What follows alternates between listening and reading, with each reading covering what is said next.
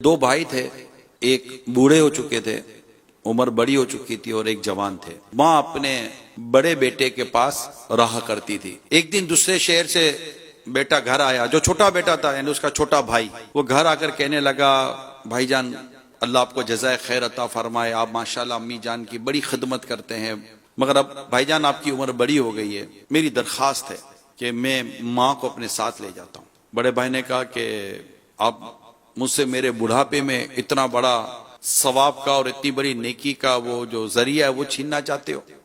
میں ماں کو نہیں دوں گا۔ یوں دونوں میں ماں کے تعلق سے بحث چھڑ گئی، حتیٰ کہ جب چھوٹے بھائی نے زیادہ وہ کیا تو دونوں بھائیوں نے عدالت میں مقدمہ کر دیا۔ مقدمہ کیا تھا کہ ماں کس کے پاس رہے گی؟ قاضی نے دونوں کے دلائل سنے، دونوں کی محبت، دونوں کی عقیدت، دونوں کی چاہت، دونوں کی طلب مثالی۔ قاضی فیصلہ نہیں کر پا رہے کہ میں ان کی بوڑھی ماں کو دوں کس کو، چھوٹے کو دوں کہ بڑے کو دوں۔ اب قاضی صاحب نے کہا کہ مجھ سے تو فیصلہ نہیں ہو رہا، ان کی ماں کو لایا جائے۔ ماں کو دونوں بھائی ایک ویل چیئر پر عدالت میں لائے، دونوں کے آنسو نکل رہے ہیں، دونوں رو رہے ہیں۔ قاضی صاحب نے ماں کو کہا، اماں جان آپ ہی کہیں کہ آپ کو کس کے پاس رہنا ہے۔ اماں جان نے اپنی ایک آنکھ اپنے بڑے بیٹے کی طرف کی، ایک آنکھ اپنے ایک بیٹے کی طرف۔ کہا جج صاحب آپ مجھ سے پوچھ رہے کہ مجھے کون سی آنکھ چاہیے، میں کیسے کہہ سکتی ہوں؟ میرا یہ بیٹا بھی پیارا، میرا یہ بیٹا بھی پیارا، نہ کوئی پیسہ نہ پائے، نہ کوئی جھگڑا نہ جائیداد، کچھ بھی نہیں، نتھنگ۔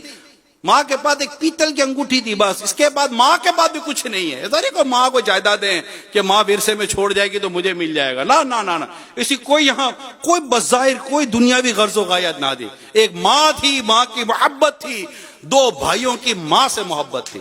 ماں نے کہا کہ فیصلہ تو مجھ سے نہیں ہو سکے گا، میرا دونوں بیٹے مجھ سے پیار کرتے ہیں، مجھے دونوں بیٹے پیارے لگتے ہیں، اب میں کیا کہہ سکتی ہوں کہ میں کس کے پاس رہوں گی؟ قاضی صاحب فیصلہ تو آپ ہی کریں۔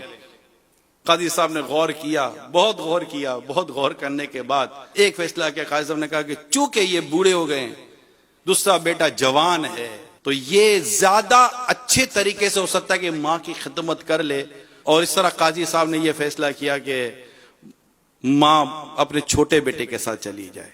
جو بڑا بھائی چیخا ہے، اس کی جو چیخیں نکلی، عدالت میں بیٹھے لوگوں کے کلیجے پھاڑ دیے، سے چیخیں مار کر پھوٹ پھوٹ کر رونے لگا، میری ماں مجھ سے چلی جائے گی، میری ماں مجھ سے بچھڑ جائے گی، میں اپنی ماں کی خدمت سے رہ جاؤں گا، ہائے میرا بڑھاپا کہ میرے اس بڑھاپے نے میری بوڑھی ماں کو مجھ سے جدا کر دیا۔